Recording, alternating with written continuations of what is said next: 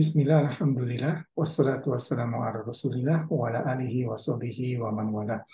Ibu-ibu, bapak-bapak, dan adik-adik pengajian KGRI yang dirahmati Allah. Assalamualaikum warahmatullahi wabarakatuh.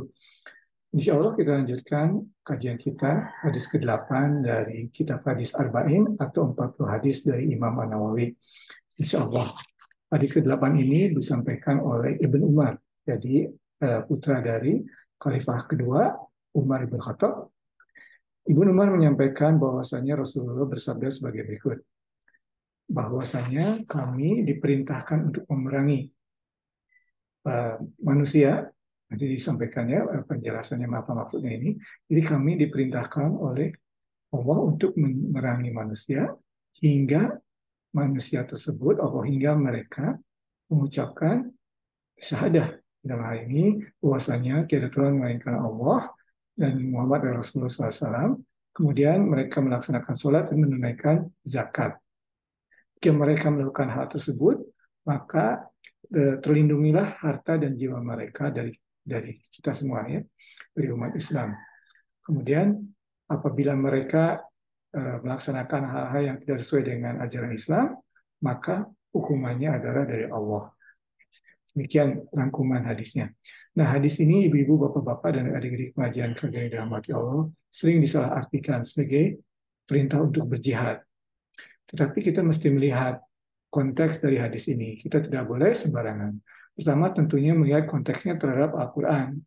Di dalam Al-Quran disebutkan bahwa tidak ada paksaan dalam agama. Jadi hadis Rasulullah SAW tidak mungkin bertentangan dengan Al-Quran. Harus memberikan penjelasan lebih lanjut dari Al-Quran tersebut atau memberikan keterangan yang lebih, ya, atau menjelaskannya. Al-Quran sudah menyebutkan tidak ada paksaan dalam agama. Jadi tidak mungkin hadis ini diartikan bahwa kita harus memerangi setiap orang secara umum. Ya, dalam Al-Quran tadi kan tidak ada paksaan dalam beragama, ya, atau memeluk agama. Tidak ada paksaan. Ya. Nah, di situ tidak ada kondisionalnya, tidak ada syaratnya. Jadi berlaku umum. Dengan demikian hadis ini memperjelas. Nah, dalam hal ini disebutkan, makanya pada saat disebutkan memerangi manusia, uqatilan nas, ya, di sini memakai alif lam.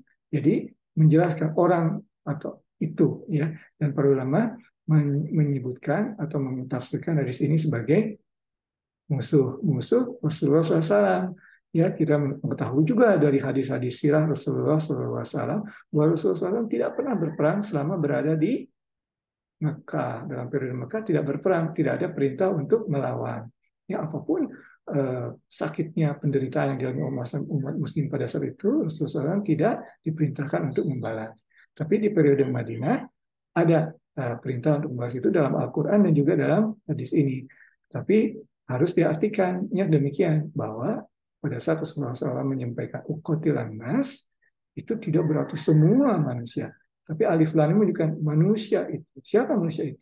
Musuh-musuh Rasulullah SAW yang mengejar umat Islam dari Mekah ke Madinah untuk agar mereka kembali lagi ke ajaran berhala, ya, paganisme atau kaum Quraisy ini meminta umat Islam untuk kembali lagi ke Mekah untuk kembali mengikuti ajaran berhala dari umat Quraisy.